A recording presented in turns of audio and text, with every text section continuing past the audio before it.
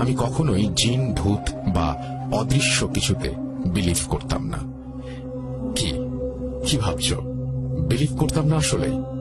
আরে করতাম, কিন্তু কাউকে বলতাম না। সবাইকে বলে বেড়াতাম যে আমি এসব মানি না। কিন্তু সেদিনের ঘটনার পর আমি আর কোনোদিন বলিনি যে আমি জিন বিলিভ করি না। কেন বলছি এসব? শোনো, সব বুঝতে পারবে। অনার্সে পড়াকালীন আমি রোজ বিকেল থেকে সন্ধ্যা প্রাইভেট পড়িয়ে বন্ধু বান্ধবের সাথে আড্ডা দিতাম চায়ের দোকানে বা খোলা মাঠে। এর মাঝে একদিন আড্ডা দিতে দিতে ভূতের কথা ওঠে, আর আমরা খোলা মাঠে বসে ভূত এফএম প্লে করে শুনতে থাকি। তখন আমি আমার বন্ধুদের বললাম যে বন্ধ কর, আমি আসলে এগুলো বিলিভ করি না, নিজের চোখে কোনোদিন দেখলে বিলিভ করব। তখন আমার এক বন্ধু জিসান বলে উঠল, তুই বিলিভ করিস না? তাহলে চল তোদের এক জায়গায় নিয়ে যাই। আমি জিজ্ঞেস করলাম জিসানকে, কোথায়? দেখ, সিরিয়াস টপিকে ইয়ার্কি করিস না। তখন সে আমাদের বলল সে একজন হুজুরের সন্ধান জানে যে হুজুর জিন ছড়ানোর কাজ করে থাকেন, আর উনি পেশায় একজন মুয়াজ্জিন। আমি ওর কথাটা শুনে মনে মনে ভাবছিলাম যে একবার গিয়ে আসলেই দেখা উচিত, কারণ অজানা কিছু জানার ইচ্ছা মানুষের সব সময় থাকে। সেদিন রাত 8:30 টিউশন ছিল, কিন্তু হুজুরের কাছে যাব বলে আমি টিউশনে ফোন করে আজ আসবো না জানিয়ে জিসানকে আমাদের সাথে সেখানে নিয়ে যেতে বলি। এরপর সবাই মিলে প্রায় 30 মিনিট পর হুজুরের বাসার সামনে গিয়ে হাজির হই। হুজুরের নাম ছিল আব্দুল করিম। ওনার বাসার সামনে গিয়ে আমার আসলে কেন যেন একটু ভয় করছিল। দরজায় কে কড়া নাড়বে, এসব তুচ্ছ বিষয়ে কথা কাটাকাটির পর আমার আরেক বন্ধু নিলয় দরজায় কড়া নাড়ল।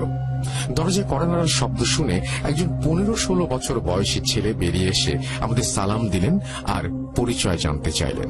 আমরা হুজুরের খোঁজ করছি শুনে উনি জানালেন যে উনি আব্দুল করিম হুজুরের ছেলে। আমরা তখন ওনাকে জানাই যে একটা সমস্যা আছে, যার জন্য আব্দুল করিম হুজুরের সাহায্য চাই আমরা। আমি এখানে একটু বলে রাখতে চাই যে এই কথা বলার কারণ হচ্ছে যে আমরা সরাসরি যদি বলি যে ওনার কাছ থেকে ঘটনা জানতে এসেছি, তাহলে উনি হয়তো আমাদের সাথে কথাই বলবেন না, আর আমাদের বসতেও বলবেন না। যাই হোক, চলুন ঘটনায় ফিরি। আমাদের কথা শুনে ছেলেটি আমাদের ভেতরের রুমে গিয়ে বসতে বলে। 5-10 মিনিট পর হুজুর আমাদের সামনে আসলেন আর সালাম দিয়ে সমস্যা জানতে চাইলে আমি ওনাকে জিজ্ঞেস করলাম, হুজুর, আপনি কি জিন ছাড়ানোর কাজ করেন? উনি বললেন, এই কাজ আল্লাহ করেন, আমি শুধু উসিলা। এরপর আমি ওনাকে জিজ্ঞেস করলাম, হুজুর, আপনি কি কোনো টাকা পয়সা নেন? উনি বললেন যে না, উনি কোনো টাকা পয়সা দাবি করেন না, আর আল্লাহর দয়ায় ওনার কাছে যা আছে তাতেই উনি সন্তুষ্ট, আর নিজের যতটুকু জ্ঞান আছে সেটি দিয়ে উনি মানুষের উপকার করার চেষ্টা করে থাকেন। ওনার কথা শুনে এবার আমি সরাসরি বললাম, হুজুর, আমি আসলে এসবে বিলিভ করি না, এ বিষয়ে আপনি কি বলেন? তখন উনি আমার আর নিলয়ের দিকে আঙুল তুলে বললেন, তোমরা সবাই মানো না এটা আমি বুঝলাম, কিন্তু তোমরা দুইজন মানো না, এত মিথ্যা কেন বলছো? তোমরা তো সমস্যা নিয়ে আসোনি, তোমরা তো এসেছো আমার কাজ দেখতে। আমি ওর কথা শুনে ভ্যাবাচাকা খেয়ে গেলে উনি আমাকে আবারও বলেন, আমি জানি বাবা, তোমরা এখানে পা রাখতেই আমি জেনে গেছি যে তোমরা কেন এসেছো। আমি তোমাদের কাউকে নিরাশ করব না। আমি তোমাদের একটা ঠিকানা দিচ্ছি, কাল সেখানে যাও আর আমার নাম বলে জানতে চাইবা সমস্যা কি, আর আগামী পরশু রাত 8টায় এখানে আসবা। কিন্তু শর্ত একটাই, কোনো রেকর্ডিং বা ছবি তোলা যাবে না। এটা আমার ব্যক্তিগত কাজের জায়গা, আমি চাই না কেউ সেগুলোর ছবি তুলুক। আমি শুধু তোমাদের দেখাবো, কারণ তোমাদের মধ্যে দুইজন জীবনে একবার হলেও কালো জাদুর ছায়ায় পড়েছ। তাই শুধু তোমরা দুইজন আসবা, খাতা আর কলম নিয়ে আসবা, যা ঘটবে লিখে রাখবা। বলে রাখা ভালো যে আমি যখন ইন্টারমিডিয়েটে পড়তাম তখন একবার ব্ল্যাক ম্যাজিকের শিকার হয়েছিলাম, কিন্তু এই কথা আমার কোনো বন্ধুও জানে না। তাই হুজুরের কথা শুনে আমি খুবই অবাক হই আর মনে মনে ভাবতে লাগলাম যে আমার কথা উনি জানলেন কিভাবে। আর নিলয়, যে কিনা বিলিভ করে না এসবে, তার জীবনে কি কাহিনী? আব্দুল করিম হুজুরের কথায় সম্মতি দিয়ে ওনার কাছ থেকে ঠিকানা কালেক্ট করে সেদিনের মতো বাসার দিকে রওনা দিলাম। বাসায় ফেরার পথে নিলয় ওর জীবনের কাহিনী আমার সাথে শেয়ার করে। সেই ঘটনা অন্য আরেকদিন শেয়ার করব আপনাদের সাথে। নিলয়ের সাথে কথা বলে আমি আর নিলয় যে যার বাসায় চলে আসি। বাসায় ফিরে সেদিন রাতে আমি ঘুমোতে পারিনি। অনেক কষ্টে দিন পার করে সন্ধ্যায় নিলয়কে নিয়ে চললাম হুজুরের দেয়া সেই ঠিকানায়। ঠিকানা অনুযায়ী এলাকায় 5-10 মিনিট খুঁজে আমরা হুজুরের দেয়া এক্সাক্ট লোকেশনে পৌঁছে যাই আর দরজায় নক করি। 2-3 মিনিট নক করার পরেও কেউ দরজা খুলছিল না। এই দেখে আশাহত হয়ে এবার একটু জোরে নক করতেই একজন ভদ্র মহিলা দরজা খুলে আমার পরিচয় ও আসার কারণ জিজ্ঞেস করলেন। আমরা ওনাকে সালাম দিয়ে হুজুরের দেয়া কাগজটা ওনাকে দিয়ে বললাম, হুজুর আমাদের সম্পূর্ণ ঘটনা জানতে পাঠিয়েছেন আর তাই আমরা এখানে এসেছি। ভদ্র মহিলা আমাদের ভেতরে আসতে বলে আমাদের সামনে হাঁটতে লাগলেন। ড্রয়িং রুমে আমাদের বসিয়ে উনি মেইন দরজা লাগিয়ে আমাদের সামনে দিয়ে ভিতরে চলে গেলেন। 5 মিনিট পর উনি পানি, বিস্কিট আর চানাচুর নিয়ে আমাদের সামনে রাখলেন আর বললেন, খাও। আমি পানির গ্লাস হাতে ওনাকে জিজ্ঞেস করলাম, আন্টি কি সমস্যা হয়েছে আপনাদের সাথে, বলবেন আমাদের? উনি আমার প্রশ্ন শুনে বললেন যে হুজুরের কাছে ওনারা সব বলেছিলেন। তো তাহলে হুজুর আমাদের কেন পাঠালেন? আমি ওনাকে বললাম যে আন্টি, আসলে আগামীকাল হুজুর আপনাদের সমস্যা সমাধানে আসবেন, তাই হুজুর আমাদের মাধ্যমে আবার সম্পূর্ণ বিষয় জানতে চান, তাই আমাদের উনি পাঠিয়েছেন। আমার কথা শুনে ভদ্র মহিলা একটি সোফায় বসে বলতে শুরু করলেন ওনার ছেলে মাহিনের সাথে ঘটা একটি ঘটনা। ভদ্র মহিলা আমাদের ঘটনাটি যেভাবে বলেছিলেন আমি ঠিক সেভাবেই বলছি। আমার ছেলের নাম মাহিন, আমার একমাত্র ছেলে। শহরে একটি স্কুলে সে 9ম শ্রেণীর একজন ছাত্র, মেধাবী আর খুব শান্ত স্বভাবের। এতটাই শান্ত যে কেউ যদি ওকে 2টা চড় দিয়েও চলে যায় ও কোনো প্রতিবাদ করবে না। এজন্য ওর বন্ধু বান্ধব নেই বললেই চলে। আমার ছেলে প্রতি বছর শেষে গ্রামের বাড়িতে ঘুরতে যেত। মাহিনের চাচা আশফাক গ্রামে থাকে। বছরের শেষে সে আমাদের বাসায় আসে আর মাহিনকে কিছুদিনের জন্য গ্রামের বাড়িতে নিয়ে যায়। প্রতিবারের মতো সেবারও আশফাক আমার ছেলেকে নিয়ে গ্রামের বাড়িতে যায়। 9 দিন গ্রামের বাড়িতে থেকে আমার ছেলে বাড়ি ফিরে আসে ওর চাচার সাথে। ওর চাচা ওকে বাসায় দিয়ে আবার গ্রামে চলে যায়। কিন্তু গ্রাম থেকে ফেরার পর আমার শান্ত ছেলেটা কেমন যেন রাগী আর বদমেজাজি স্বভাবের হয়ে গিয়েছিল। অকারণে এলাকার ছেলেদের সাথে ঝামেলা পাকানো, স্কুলে তুচ্ছ বিষয় নিয়ে মারামারি, এসব যেন রোজকার ঘটনা হয়ে গিয়েছিল। কিন্তু যখনই তাকে জিজ্ঞেস করা হতো যে কেন এমন সে করছে, তখনই সে বলতো যে এসব আঙ্কেল তাকে করতে বলেছে। আঙ্কেল এও বলেছেন যে মানুষ জাতি ভালো কথার যোগ্য নয়, তাই শক্ত কথা আর গায়ের জোর খাটানো উচিত আমাদের। আমি ওর কথা শুনে ওকে কয়েকবার জিজ্ঞেস করেছি যে কোন আঙ্কেল তাকে সব খারাপ শিক্ষা দিচ্ছে। যতবারই জিজ্ঞেস করেছি মাহিন কোথাও না কোথাও আঙুলের ইশারা করে আমাকে দেখাতো আর বলতো, ওই যে দেখো ওইখানে দাঁড়িয়ে আছে আঙ্কেল, দেখো না। কি দেখো না নাকি? আমি আমার ছেলের কথা শুনে অবাক হই, আবার এও ভাবি যে কোনো বন্ধু না থাকার ফলে হয়তো সে কাল্পনিক বন্ধু বানিয়ে নিয়েছে। কিন্তু আমি জানতাম না ওর এই কথাগুলোই আমাকে তখন থেকেই আরো গুরুত্ব দিয়ে শোনা উচিত ছিল।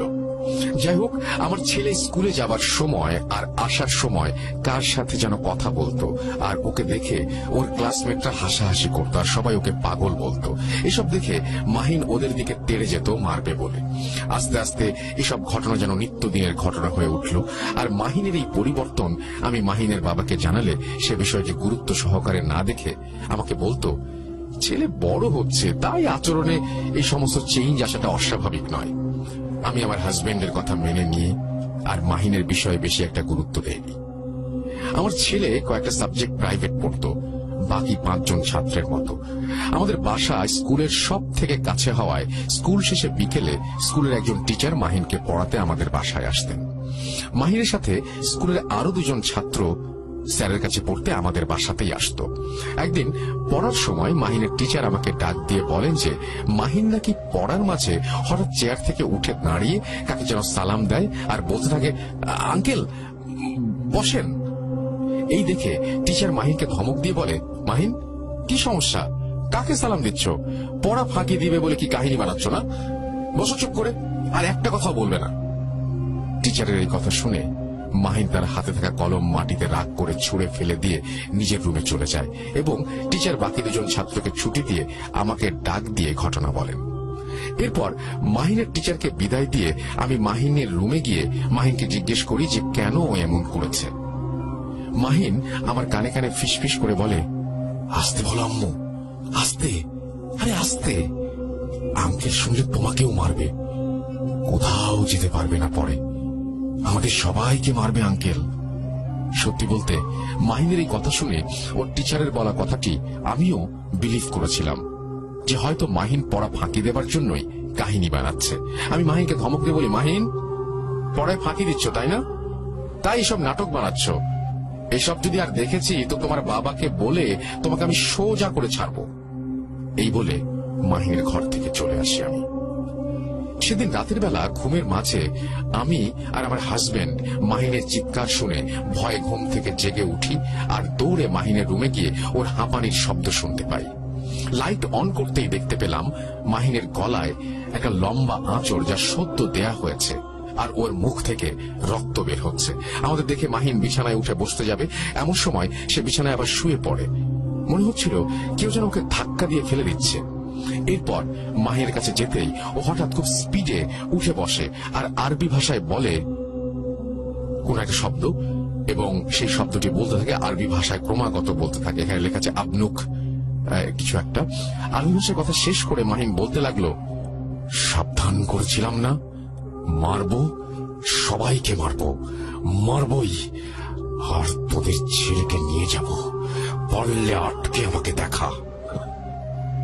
খুব বাজেভাবে হাসি দিয়ে মাহিন বিছানায় অজ্ঞান হয়ে পড়ে যায়। মাহিনের এই অবস্থা দেখে আমি পানি নিয়ে ওর মুখে সারা গায়ে পানি ছিটিয়ে দিই, আর হাত পায়ে আমি আর আমার হাজবেন্ড মিলে মালিশ করতে থাকি। সেদিন রাতে মাহিনের প্রচন্ড জ্বর এসেছিল।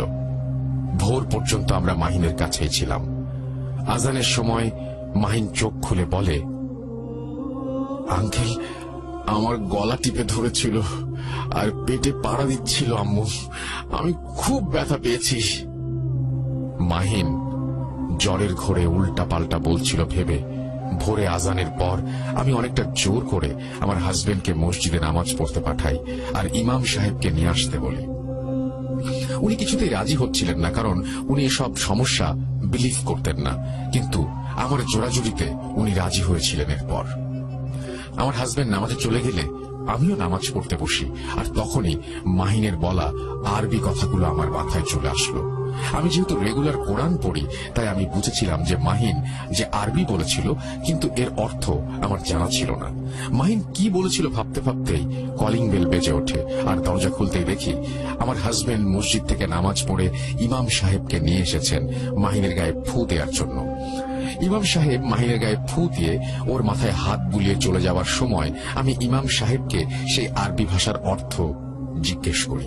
উনি আমার কথা শুনে বলেন যে, আপনি যে আরবি বলছেন সেখানে কিছু ভুল আছে, আর সেগুলো সূত্রে যা অর্থ হয় তা হলো আপনার ছেলে মারা যাবে, আর আপনারা হেসে হেসে ওকে মরতে দেখবেন। হুজুরের মুখে এই কথা শুনে আমার পায়ের নিচ থেকে যেন মাটি সরে গেল। আমি এবার বুঝতে পারছিলাম মাহিনের সাথে আসলেই খারাপ কিছু হচ্ছে। এরপর হুজুরকে জিজ্ঞেস করলাম মাহিনের উপর কোনো জিনের ছায়া আছে কিনা। আমার কথা শুনে আমার হাজবেন্ড আমাকে জোরে ধমক দিয়ে হুজুরকে সালাম দিয়ে বিদায় করে দেন। হুজুর যাওয়ার পর আমাকে অনেক বকাবকি করে আমার হাজবেন্ড, এবং বলে সকাল 11টার দিকে মাহিনকে হাসপাতালে ডাক্তার দেখাতে নিয়ে যাবেন। সেই অনুযায়ী সকাল 11টায় মাহিনকে ডাক্তারের কাছে নিয়ে যাওয়া হয়।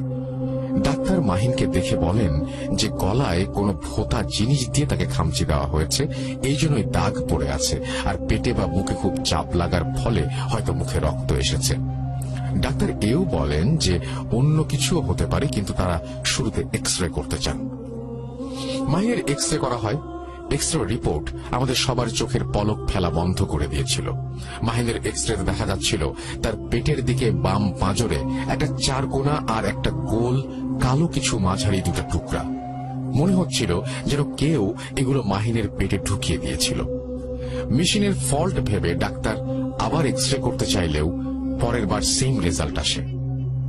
ডাক্তার আমাদের ঢাকা রেফার করে দেন, কিন্তু এবার আমার মন মানছিল না। আমি বুঝতে পারছিলাম এই সমস্যার সমাধান কোনো ডাক্তারের হাতে নেই। আমি খুব জোরাজুরি করে আমার হাজবেন্ডকে মানালাম যে আগামীকাল মাহিনকে নিয়ে আমরা একজন হুজুরের কাছে যাব। রাতের বেলা গ্রামের বাড়িতে ফোন দিয়ে একজন হুজুরের নাম্বার আর ঠিকানা নিয়ে সকালে যাব ভেবে রাতে ঘুমিয়ে পড়ি আমরা। ঘুম সেদিন খুব কষ্টে এসেছিল আমাদের চোখে, কিন্তু রাতের বেলা হঠাৎ আমার কানের কাছে ফিসফিস আওয়াজ শুনতে পাই। কিরে, আরে কিরে, মরবি? আমি কিন্তু সবাইকে মারব, আমায় তোরা চিনিস না। এই আওয়াজ শুনে আমি লাফ দিয়ে বিছানা থেকে উঠে পড়ি, আর উঠে দেখি আমার হাজবেন্ড আমার পাশে নেই। বারান্দার দরজা খোলা দেখে বুঝলাম সে বারান্দায়। বারান্দায় গিয়ে দেখি সে খুব চিন্তিত মুখে বসে আছে বারান্দার ফ্লোরে। কি হয়েছে জিজ্ঞেস করতে সে বলল, তুমি ঠিক, মাহিনীর সমস্যাটা আসলে অতি প্রাকৃত। আমার হাজবেন্ড কেন এমন কথা বলছে জিজ্ঞেস করলে উত্তরে সে আমাকে বলে, রাতে ঘুমানোর পর কেউ একবার তার কানের কাছে এসে ফিসফিস করে বলল, না না না না, ওটি করতেও যাস না, তাহলে ছেলে তো যাবেই, তোরাও যাবি। খবরদার, খবরদার, খবরদার, মরবি, মানে মরবি। এই কথা শুনে আমার হাজবেন্ড মাহিনের রুমে গিয়ে তাকে দেখে আসে, আর বেডরুমে ফিরে এসে বারান্দায় বসে পড়ে। হাজবেন্ডের কথা শুনে আমি তাকে সান্ত্বনা দেই আর বলি, আল্লাহ আছেন, সব ঠিক হয়ে যাবে, কাল যাচ্ছি না হুজুরের কাছে। এই বলে আমি আর আমার হাজবেন্ড আবার শুয়ে পড়ি। কিন্তু সেদিন রাতে আর আমাদের কারো ঘুমই হয়নি। যথারীতি সকাল 8টায় আমরা ফুলপুর নামক জায়গায় হুজুরের সন্ধানে বেরিয়ে পড়ি। সেখানে গিয়ে অনেকক্ষণ খোঁজার পরে সন্ধ্যার পরে অবশেষে হুজুরকে খুঁজে পাই আমরা। খুবই বৃদ্ধ ছিলেন সেই হুজুর। আমাদের দেখে উনি জিজ্ঞেস করলেন আমাদের সমস্যা কি। ওনাকে সব খুলে বলতেই উনি বললেন যে ওনাকে যেন আমরা 30 মিনিট সময় দেই। উনি নিজের রুমে বসে বিছানাতে জায়নামাজ বিছিয়ে নামাজ পড়া শুরু করলেন। নামাজ শেষ করে উনি একটি কাগজে বিভিন্ন রকমের নকশা আঁকলেন, আর আমার ছেলের সম্পূর্ণ নাম জিজ্ঞেস করে সেই ছকের মাঝে লিখে দিলেন। এরপর উনি সেই কাগজের ওপর কিছু পড়ে ফু দিয়ে আমার হাজবেন্ডের হাতে সেই কাগজটি দিয়ে বললেন যে বাইরে গিয়ে মাদ্রাসার পুকুরে যেন কাগজটা ফেলে দেয় সে। এরপর আমার হাজবেন্ড হুজুরের কথা মতো কাগজ নিয়ে পুকুরে ফেলে দিয়ে আসেন। হুজুরের ঘরে আসার কিছুক্ষণ পর হুজুরের ঘরের দরজায় নক হয়, আর হুজুর সালাম দিয়ে ভেতরে আসতে বলেন দরজায় নক দেয়া ব্যক্তিটিকে। সেই ব্যক্তি হুজুরের সামনে সালামের উত্তর দিয়ে বলেন, সময় নেই হুজুর সাহেব, আপনার ফরমান নিয়ে এসেছি, এই নিন। এই কথা বলার সাথে সাথে দরজার ফাঁকা দিয়ে একটি কাগজ পড়ে গেল আমাদের সামনে। হুজুর আমাদের সেই কাগজটি নিয়ে পড়তে বললেন। আশ্চর্য ঘটনা হচ্ছে, সেই কাগজে মাহিনের সব সমস্যার কথা লেখা ছিল, আর এও বলা ছিল যে মাহিনকে এক জিন কালো জাদু করেছে। এই লেখা দেখে এর মানে আমরা হুজুরের কাছে জানতে চাইলে হুজুর বলেন যে মাহিন নিজের অজান্তে একটি জিনের ক্ষতি করে ফেলেছে, আর মাহিনকে সেই জিন ধরেছে। কিন্তু জিন তো নিজ থেকে কালো জাদু করে না। রাসেল ভাই, ভদ্র মহিলার কথার মাঝে আমি এখনো একটি কথা বলতে চাই যে জিন আসলে কালো জাদু চর্চা করলেও কারো ওপর কালো জাদু সরাসরি করে না। তাহলে মায়ের উপর কেন করলো, কিভাবে করলো, সেটা একেবারে শেষে জানতে পারবেন সবাই। টোটাল 2টা টুইস্ট আছে ঘটনার শেষে, শুনতে থাকুন। যাই হোক, ভদ্র মহিলার ভাষায় আবার ঘটনায় ফিরি।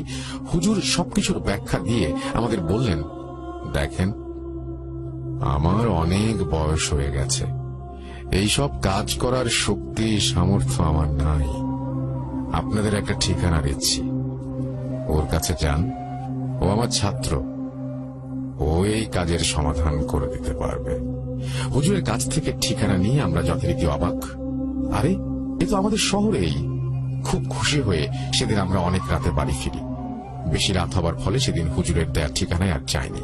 পরদিন সকালে নতুন হুজুরের কাছে নিয়ে যাই মাহিনকে। আমাদের মতো সমস্যা নিয়ে আরো একজন সেখানে ছিলেন।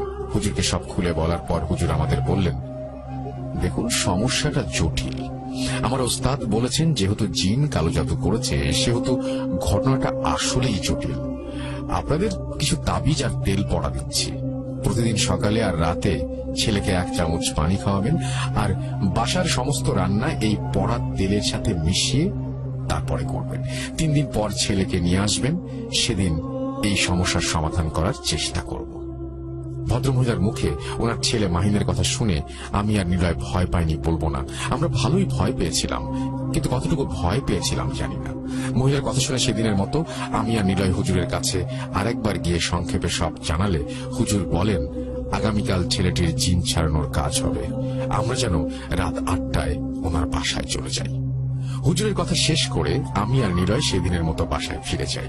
সেদিন রাতের বেলা আমি মাহিনের ঘটনা ভেবে প্রচন্ড এক্সাইটেড ফিল করি এবং ঘুমাতে পারি না। চোখের পাতা এক হলেই যেন কানে ভেসে আসতে লাগলো, কিরে, আরে কিরে, মরবি? আমি আসলে অনেক বেশি ভাবছিলাম জন্য আমি নিজেও এই কথাগুলো শুনতে পাচ্ছিলাম। সারা রাত না ঘুমানোর ফলে সকালে ঘুমিয়ে সন্ধ্যায় ঘুম থেকে উঠে শরীর বন্ধ করে নিলয়কে নিয়ে 7:55 দিকে ফাইনালি আমরা পৌঁছে যাই আমাদের কাঙ্ক্ষিত সেই এক্সোরসিজম দেখতে। শরীর বন্ধ করার কারণ হচ্ছে ব্ল্যাক ম্যাজিকের ভিকটিম যারা, তারা আসলে জিনদের জন্য ইজি টার্গেট হয়ে থাকে। তাই একজন ভিকটিম হিসেবে আমিও আমার শরীর বন্ধ করে রেখেছিলাম। হুজুরের বাসায় পৌঁছে রুমের ভেতরে গিয়ে দেখলাম যে মাহিনের বাবা মা মাহিনকে নিয়ে বসে আছেন, আর তাদের সাথে একটি চালের বস্তা ছিল, কয়েক প্যাকেট মিষ্টি আর একটা মুরগি। আমরা সবাইকে সালাম দিলাম। হুজুর আমাদের দেখে সালামের উত্তর দিয়ে মুচকি হেসে বললেন, হাসছো তোমরা? তোমাদের সাহস আছে। আমি তো ভেবেছিলাম আসবে না তোমরা। আসো আসো, বসো। ওনার কথা শুনে আমরা মাটিতে দুজন বসে পড়ি হুজুরের পাশে। এরপর আউযুবিল্লাহি মিনাশ শাইতানির রাজিম, বিসমিল্লাহির রহমানির রহিম বলে হুজুর মাহিনকে সামনে বসিয়ে তার কাজ শুরু করেন। হুজুরের অ্যাসিস্ট্যান্ট হিসেবে হুজুরের ছেলে আর 2 জন মাদ্রাসার ছাত্র ছিলেন। হুজুরের কাজ শুরু করার সাথে সাথে ওনার সহযোগী রুমের চারপাশে 4টি মোমবাতি জ্বালিয়ে দেন আর রুমে গোলাপ জল ছিটিয়ে রুমের দরজার বাইরে আগরবাতি দানিতে আগরবাতি জ্বালিয়ে দানিটি বাইরে দরজার সামনে রেখেই রুমে ঢুকে দরজা বন্ধ করে দেন।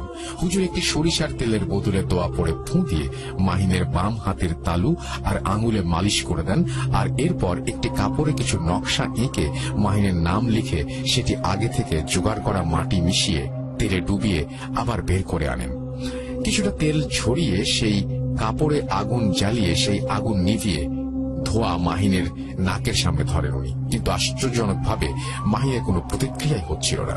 এই দেখে আমরাও অবাক, মনে মনে ভাবছিলাম এভাবে ধোয়া নাকে গেলে যে কেউ লাফিয়ে উঠবে। এই ছেলে কিভাবে এত শান্ত? এরপর হুজুর আল্লাহর নাম নিয়ে নিজের ছেলেকে বললেন, এবার দরজা খুলে দাও বাবা, আর আগরবাতি দানি এনে আমার সামনে রাখো। হুজুরের কথা মতো হুজুরের ছেলে দরজা খুলে আগরবাতির দানি হুজুরের সামনে রাখতেই দমকা এক হাওয়া ঘরে প্রবেশ করে। রুমের 4 কোণে থাকা 4টি মোমবাতি নিভে যায়। এবার আমরা এক গড়গড় আওয়াজ শুনতে পেলাম মাহিনের মুখ থেকে। আওয়াজ শুনে আমরা কিছুটা নড়ে চড়ে বসলাম। হুজুরের ছেলে আরেকটি মোমবাতি জ্বালিয়ে হুজুর আর মাহিনের মাঝে রাখলেন। এরপর হুজুর মাহিনের হাত চেপে ধরে জিজ্ঞেস করলেন, আসসালামু আলাইকুম, আপনি কে? যদি মুসলমান হন তবে সালাম দিন। মাহিন কর্কশ গলায় বলল, ওয়ালাইকুম আসসালাম। এরপর হুজুর তাকে জিজ্ঞেস করলেন যে সে কে এবং মাহিনকে নিজের কবজায় কেন নিয়েছে। মাহিনের ভেতরে থাকা সেই জিনটি বলতে লাগলো, কিরে করিম, চিনিস নাই আমাকে? আমি তোর মরণ, চিনিস নাই? এবার মরবি, আমি মরণ। এই বলে হাসতে হাসতে মাহিন মাটিতে লুটিয়ে পড়ল। এরপর হুজুর মাহিনের মাথায় হাত দিয়ে কিছু দোয়া পড়ছিলেন, কিন্তু এখানেই আসলে বাদ সাধলো কিছু একটা। হুজুর বলছিলেন যে ওনার কোনো দোয়াই নাকি কাজ করছে না, কারণ হুজুরকেও কালো জাদু করা হয়েছে। এই কথা শুনে আমরা ভীষণ পরিমাণে ভয় পেয়ে যাই। এরপর হুজুর মাহিনকে বিছানায় শুইয়ে দিতে বলেন আর আমাদের বলেন যে এই জিনকে উনি চেনেন। এই জিন সম্পর্কে হুজুরের বর্ণনা আমি ওনার মতো করেই বলছি।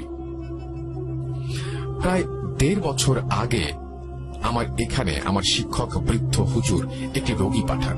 সেই রোগীর ওপরে এই জিন ভর করেছিল। ওই রোগীকে ভালো করা গেলেও জিনকে ধরতে পারি নাই আমি। সে তার নাম আমাকে বলে নাই, কিন্তু সে যে আবার ফিরে আসবে আমি ভাবিও নাই।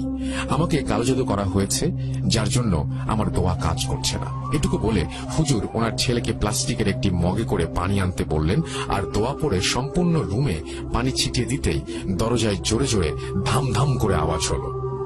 মনে হলো কেউ দরজার জোরে একটা বাড়ি দিয়ে গেল। দরজা খুলেই দরজার সামনে কালো সুতোয় বাঁধা 2টি তাবিজ পড়ে থাকতে দেখলাম আমরা। আমি তখন হুজুরের অনুমতি নিয়ে লাইট অন করে তাবিজের একটি ছবি তুলে নেই। এরপর হুজুরের হাতে পলিথিন পেঁচিয়ে দোয়া পড়ে সেই তাবিজ তুলে আনেন আর একটি কাগজে কিছু নকশা এঁকে তাবিজ দুটাকে সেই কাগজে পেঁচিয়ে আগুনে পুড়িয়ে ফেলেন।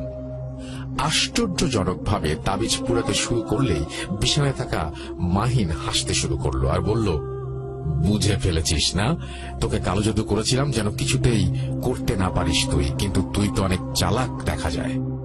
এই কথা শুনে হুজুর ওনার দুইজন ছাত্র, ওনার ছেলে আর দুজন বন্ধুকে বললেন মাহিনকে ধরে নিচে নিয়ে আসতে। আমরা মাহিনকে ধরে নিচে নিয়ে আসতেই মাহিন আমার হাতে একটা কামড় দেয়। কামড় ফিল করার সাথে সাথেই আমি জোরে একটা ঝাড়া দিয়ে আমার হাত মাহিনের মুখ থেকে ছাড়িয়ে নেই, না হলে মাহিন আমার হাতের মাংস তুলে ফেলত। এরপর মাহিন খুব জঘন্য ভাষায় হুজুরকে গালি দিতে থাকে আর পা দিয়ে হুজুরের গায়ে লাথি দিতে থাকে।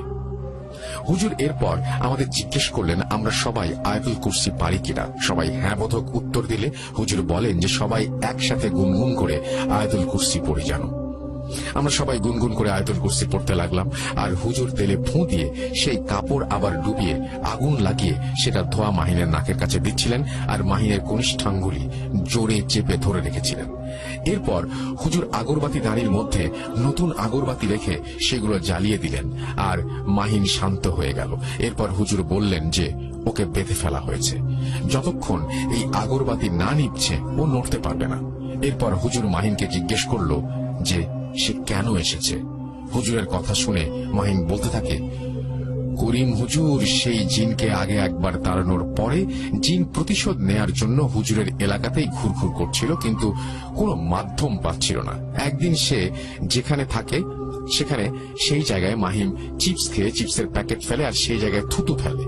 ফলে সে রাগান্বিত হয়ে মাহিনের উপর ভর করে, কিন্তু মাহিনের উপর সে একদিনে ভর করেনি। সে শুরুতে মাহিনের পিছু নিয়েছে, পরে দেখা দিয়েছে আরো খারাপ কাজ করিয়ে তার উপর ভর করেছে। মাহিন যখন তার চাচা আশফাকের সাথে গ্রামে গিয়েছিল তখন সেই জিন মাহিনের সাথে সেখানেই ছিল। এবার আসি ঘটনার মূল টুইস্টে। মাহিনের চাচা আশফাক গ্রামে থাকতো আর তার নিজের এবং মাহিনের বাবার ওয়ারিশের জমি দেখাশোনা করত আর সেখানে সে চাষাবাদ করত। মাহিন জন্মাবার আগে একবার মাহিনের বাবা আশফাক সাহেবকে বলেছিলেন, আশফাক, আমার যদি সন্তান না হয় জমি জমা সব তোরে আর তোর ছেলেরে দিয়ে দিব। আশফাক সাহেবের মনে সেখান থেকে খুব জঘন্য একটি বুদ্ধির উদয় হয়। সে শেষবার মাহিনকে গ্রামে নিয়ে গিয়ে মাহিনের উপর কালো জাদু করে, কিন্তু যে কবিরাজের মাধ্যমে কালো জাদু করা হয়েছিল সেই কবিরাজ বুঝতে পারে যে মাহিনের পেছনে অলরেডি একটা জিন লেগেছিল। তাই সেই কবিরাজ চিল পাখি জবাই দিয়ে সেটার মাংস কালো জাদু করে সেই জিনের সাথে একটা সম্পর্ক স্থাপন করে সেই মাংস মাহিনের নাভির ভেতরে তার পেটে ঢুকিয়ে দেয়া হয়। আর সেই মাংসের টুকরা দুটোই এক্সরেতে মাহিনের পাঁজরের দিকে দেখা যাচ্ছিল। আর এরপর সেই কবিরাজ সেই জিনকে বাধ্য করে যেন সেই জিন নিজে কালো জাদু করে মাহিনকে আস্তে আস্তে মেরে ফেলে।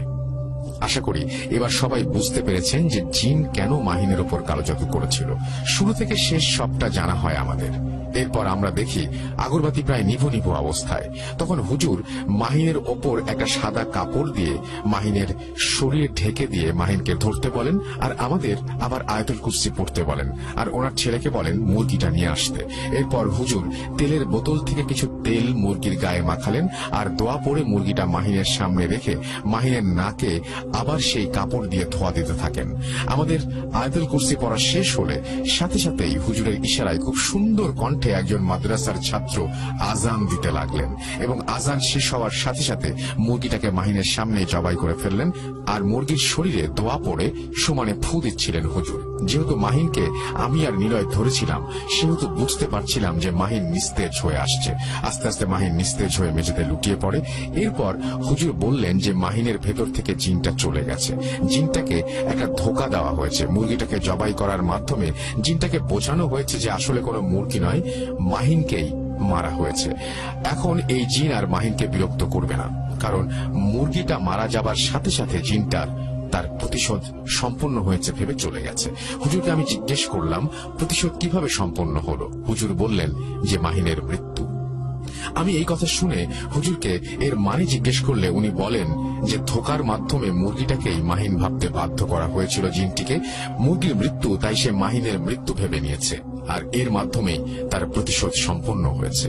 সে চেয়েছিল হুজুরকে বিফল করতে তার সামনে কোনো মাসুমের জান নিতে। তার কাজ হয়ে গেছে, সে চলে গেছে। আর কালো জাদুটাও যেহেতু এই জিনের মাধ্যমেই হয়েছিল, তাই জাদু কেটে গেছে জিন চলে যাবার সাথে সাথেই। কিন্তু মাহিনের বাসায় কিছু তাবিজ আছে বলে জানান হুজুর।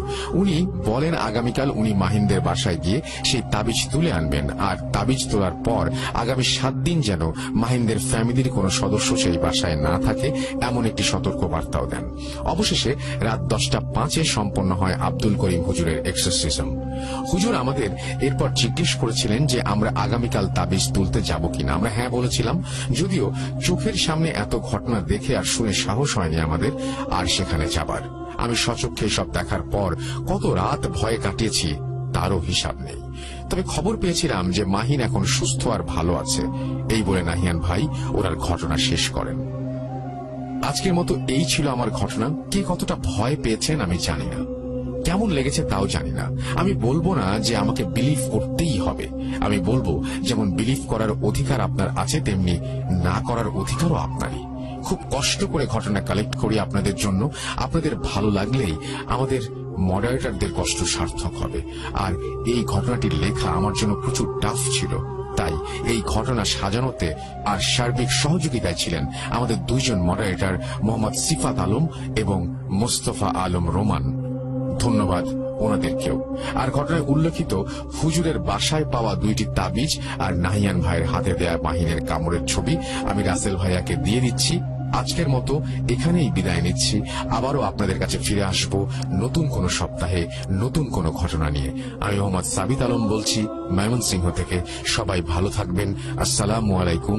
তারপরে তিনি তার মোবাইল নাম্বার শেয়ার করেছেন। সাবিত, আপনাকে অসংখ্য ধন্যবাদ আপনার এই ঘটনাটির জন্য। ইটস আ বিউটিফুল স্টোরি এবং উই হ্যাভ অলরেডি শেয়ার্ড ওই তাবিজ এবং হাতের যে ইমেজেস পাঠিয়েছেন সেগুলো অলরেডি আমাদের ফেসবুক পেজে রয়েছে, আপনারা অনেকে দেখেছেন এবং আপনারা অনেকেই এই অপেক্ষা করছিলেন এই ছবিগুলো দেখার পরে এই ঘটনাটির জন্য। ঘটনাটি অসাধারণ ঘটনা বলবো। ঘটনাটির কারণ হয়তো খুব ছোট, কিন্তু ঘটনাটির যে প্রেক্ষাপট এবং ঘটনাটি ঘটার পরে যা যা ঘটছে সেগুলো খুবই অদ্ভুত টাইপের এবং অনেক দিন পর্যন্ত মনে রাখার মতো একটি ঘটনা বলে আমি মনে করি। যদি আপনাদের কাছেও এমন ঘটনা থাকে তাহলে পাঠিয়ে দিন আমাদের কাছে। আমাদের ইমেল অ্যাড্রেস হচ্ছে russell.booth.com@gmail.com। আমরা চলে যাচ্ছি আমাদের পরবর্তী ঘটনায়। প্রিয় রাসেল ভাই, জগতের এই নিয়ম যে আলো থাকলে অন্ধকারও থাকবে, সত্য কথা থাকলে মিথ্যাও থাকবে, শুভ থাকলে অশুভও থাকবে। কিন্তু ইহজগতে এবং পরজগতের সন্ধিস্থলে সেই শুভ অশুভ বা সত্য মিথ্যা যখন পরস্পরের মুখোমুখি দাঁড়ায়, তখন মানুষের জীবন কিভাবে দুর্বিষহ হয়ে ওঠে সে সম্পর্কে হয়তো অনেকেরই ধারণা নেই। তেমন একটি ঘটনা আজ আপনাদের মাধ্যমে ভূত.com এর শ্রোতাদের সাথে শেয়ার করছি। বলছিলাম দীপ্ত, সিলেট থেকে। আশা করি আপনি সহ সকলেই ভালো আছেন এবং নিরাপদে আছেন। প্রথমে আপনাকে এবং ভূত.com এর শ্রোতাদের জানাচ্ছি বিজয়া দশমীর শুভেচ্ছা। দুর্গাপূজা আমাদের সব থেকে বড় উৎসব হওয়ায় একে কেন্দ্র করে আমাদের থাকে শত ব্যস্ততা। তার মধ্যেও সময় করে লিখতে বসে গেলাম। গত 69 এবং 75তম পর্বে আমার 2টো ঘটনা পড়ে শোনানোর জন্য আপনাকে অসংখ্য ধন্যবাদ জানাচ্ছি। আজকে পাঠাচ্ছি ব্ল্যাক ম্যাজিক নিয়ে একটি অন্যরকম ঘটনা। একটি ব্ল্যাক ম্যাজিকের শিকার হওয়া পরিবারকে সাহায্য করতে গিয়ে কিভাবে আরেকটি নির্দোষ পরিবারের ক্ষতি হয়ে গেল সেটি আজকের ঘটনা। ঘটনাটি নির্বাচিত হলে বিজয়া দশমীর দিন অথবা হ্যালোউইন এপিসোডে ভূত.com এর শ্রোতা বন্ধুদের পড়ে শোনানোর অনুরোধ রইল। ঘটনাটি শুনেছি আমার খুব কাছের একজন বন্ধুর কাছে, কিন্তু নাম, পরিচয়, স্থান সবকিছু গোপন রাখার অনুরোধ করায় সে সংক্রান্ত কিছুই আমি লিখছি না। ঘটনাটি তার পরিবার এবং তার মামার পরিবারের সাথে ঘটে গিয়েছে। সে যেভাবে ঘটনাটি বলেছে সেভাবেই লিখছি। শব্দ চয়ন ও বানানে ভুল থাকলে তার জন্য আমি ক্ষমা প্রার্থী। এই ঘটনাটি ছোট ছোট কয়েকটি অনুঘটনায় ভাগ করে লিখলাম যাতে শ্রোতাদের বুঝতে সুবিধা হয়। যাই হোক, আর কথা না বাড়িয়ে ঘটনা শুরু করা যাক। ঘটনা 1, 2015 সাল। তখন আমি 9ম শ্রেণীর ছাত্র। অক্টোবর মাস, সবে দুর্গাপূজা শেষ হয়েছে। এরপর হঠাৎ করেই হার্ট ফেইল করে আমার নানা অক্টোবরের 24 তারিখে মারা গেলেন। আমার নানা ফার্নিচারের ব্যবসা করতেন। নানা যখন মারা যান তখন আমার ছোট মামা সবে মাস্টার্স শেষ করেছেন, কাজেই নানার রেখে যাওয়া ব্যবসার হাল তিনিই ধরেন। নানার দোকানটি যে এলাকায়, সেখানে পাশাপাশি অনেকগুলো ফার্নিচারের দোকান ছিল এবং সবগুলোর ব্যবসায়ী মোটামুটি ভাবে মন্দা যাচ্ছিল। এমন অবস্থায় দোকানটিকে রেখে নানা পরলোক গমন করেন। আমার বড় মামা বিদেশে চাকরি করায় এবং তিনি পরিবার সহ সেখানে থাকায় তিনি সেই মুহূর্তে দেশে আসতে পারেননি। তিনি সহ অনেকেই আমার নানি ও ছোট মামাকে বলেছিলেন দোকানটি বিক্রি করে দেওয়ার জন্য, কিন্তু অনেকটা জেদ করে নানি আর ছোট মামা ঠিক করেন যে তারা নানার ব্যবসাকে সামনে এগিয়ে নেবেন। নানার পরলোক গমনের সপ্তাহখানেক পর পরিস্থিতি সামান্য স্বাভাবিক হলে ছোট মামা দোকান চালু করেন। নানার ব্যবসার অবস্থা তিনি আগে থেকেই জানতেন, তাই ব্যবসায় আসার পর তিনি ঝুঁকি নিয়ে বড় বড় কয়েকটি স্টেপ নেন, যেমন নতুন নতুন ডিজাইন ও কালেকশনের ফার্নিচার আনা, কাঠের পাশাপাশি বাঁশ ও বেতের ফার্নিচার বিক্রি, হোম ডেলিভারি চালু, ক্রেতার পছন্দ অনুযায়ী অর্থাৎ কাস্টমাইজড আসবাব তৈরি করে দেয়া ইত্যাদি। ছোট মামা, নানি ও আমার মা খুব ভয় ছিল যে এত টাকা ইনভেস্ট করে এত ঝুঁকি নেবার পরেও যদি ব্যবসায় কোনো উন্নতি না ঘটে। কিন্তু সবাইকে অবাক করে দিয়ে রাতারাতি আমাদের ব্যবসার সুনাম ছড়িয়ে পড়ে চারিদিকে। ছোট মামাও নিজের সততা ও সুন্দর ব্যবহার দিয়ে সকলের আস্থা অর্জন করে নেন। মোটামুটি মাসখানেকের মধ্যেই আমাদের ফার্নিচার শপ সারা শহরে অনেক পরিচিত ও জনপ্রিয় হয়ে ওঠে। ঘটনা 2, 2017 সালে 26 মার্চ। সেদিন ছিল আমাদের মহান স্বাধীনতা দিবস। মাঝখানে প্রায় 1.5 বছর কেটে গিয়েছে। এর মধ্যে ছোট মামা বিয়ে করেছেন এবং আমার ছোট মামি ছিলেন তখন সন্তান সম্ভবা। সরকারি ছুটি হওয়ায় আমি, মা, বাবা ও আমার ছোট বোন সেদিন বাসাতে ছিলাম। হঠাৎ করে নানির ফোনে নানি শুধুই কাঁদছিলেন, ঠিক মতো কথা বলতে পারছিলেন না। পরে মামার কাছে ফোন দিয়ে দিলেন। মামা যা জানালো তা শুনে হতবাক হয়ে গেলাম। আমার ছোট মামি গর্ভের সন্তানটি গর্ভেই মারা গেছে। ঘটনা 3, দ্বিতীয় ঘটনার প্রায় 1.5 মাস পরের কাহিনী। হঠাৎ মাঝরাতে ছোট মামার ফোন। আমার মা বাবা কিছুক্ষণ আলোচনা করে আবারও নানা বাড়ি যাবার সিদ্ধান্ত নেন এবং তারা সেখানে কিছুদিন থাকার প্রস্তুতি নিয়ে যান। আমি এবং ছোট বোন বাসাতেই ছিলাম। যেহেতু আমি তখন এসএসসি পরীক্ষা দিয়ে ছুটি কাটাচ্ছি, তাই বাসার কাজকর্ম মোটামুটি আমি সামলে রেখেছিলাম। এভাবে 4 দিন কেটে গেল। ঘটনা 4, 1 সপ্তাহ পরে একদিন আমার আদরের ছোট বোনকে স্কুল থেকে ফেরার পর দেখে আমরা সবাই ভীষণ চমকে উঠি। আমার বোনটির শরীরে একরাশ ক্লান্তি আর অসুস্থতার ছাপ, শুকিয়ে কাঠ হয়ে গেছে, কিন্তু সকালবেলা স্কুলে যাবার সময় সে একদম ঠিকঠাক ছিল। এই 6 ঘন্টার মধ্যে কিভাবে এসব হয়ে গেল আমরা কিছুই বুঝতে পারলাম না। যাই হোক, তার গোসল ও খাওয়া দাওয়া করে একটু ঘুমিয়ে ওঠার পর আমার বোন মোটামুটি স্বাভাবিক হয়। আমার মনে একটু স্বস্তি আসলে আমার বাবা মাকে মোটেও স্বাভাবিক লাগছিল না। দুজনকে ভীষণ চিন্তিত এবং বিচলিত মনে হচ্ছিল। কি হয়েছে জিজ্ঞেস করি, কিন্তু কোনো উত্তর দেন না তারা। আমার কাছে তাদের এই আচরণ ঠিক স্বাভাবিক লাগছিল না। ঘটনা 5, এর প্রায় 5 দিন কেটে যায়। প্রতিদিনই একটা ঘটনা ঘটতে থাকে যা মোটেও স্বাভাবিক নয়। আমার বোন প্রত্যেক দিন ঘুম থেকে উঠে সুস্থ স্বাভাবিক অবস্থায় স্কুলে যেত, কিন্তু ফিরত ভীষণ অসুস্থ হয়ে। ওর বন্ধুদের সাথে আমরা যোগাযোগ করে জানতে পারি যে ও নাকি কয়েকদিন ধরে ক্লাসে গিয়ে মন মরা হয়ে বসে থাকে, কারোর সাথে কথা বলে না। কিন্তু বাসায় আসার পর খাওয়া দাওয়া করে রেস্ট নিলে মোটামুটি স্বাভাবিক অবস্থায় ফিরে আসে। মা বাবা প্রতিদিনই তাদের ঘরে আলোচনা করেন, বিভিন্ন ফোন নাম্বারে ফোন করে কথা বলেন, প্রায়ই তারা একসাথে কোথায় যেন বেরিয়ে যান। 3য় দিন ওকে ডাক্তারের কাছে নিয়ে যাওয়া হয়। ডাক্তার পরীক্ষা নিরীক্ষা করার পর 5ম দিন বলেন যে ওর শরীর নাকি একদম সুস্থ। আমরা আকাশ থেকে পড়লাম, এটা কেমন করে সম্ভব? সেই রাতে আমার খুব দুশ্চিন্তা হয় এবং আমরা দুশ্চিন্তা নিয়ে ঘুমোতে যাই। ঘটনা 6, পরদিন ভোর 5:30। সেদিন ছিল শুক্রবার। মা বাবা খুব ভোরে আমাকে ঘুম থেকে ডেকে তোলেন এবং তাড়াতাড়ি তৈরি হতে বলেন। আমি হতভম্ব হয়ে জিজ্ঞেস করলাম, আমরা এই সময় কোথায় যাচ্ছি? তারা বললেন, এখন এত কিছু বলে বোঝানোর সময় নেই, যেটা বলছি সেটা করো। আমি আর কিছু বললাম না। 15 মিনিটের মধ্যে তৈরি হয়ে আমরা বেরিয়ে পড়লাম। বাইরে একটি সিএনজি আগে থেকে দাঁড়িয়েছিল। আমরা রওনা দিলাম। প্রায় 1.5 ঘন্টা পর আমাদের সিএনজি এসে একটা পুরনো টিন শেডের ঘরের সামনে থামলো। প্রায় সাথে সাথেই ঘরের ভেতর থেকে একজন আনুমানিক 6 ফুট উচ্চতার বিশাল দেহী বৃদ্ধ বেরিয়ে এলেন। দেখে বুঝলাম তিনি একজন হিন্দু কবিরাজ বা তান্ত্রিক।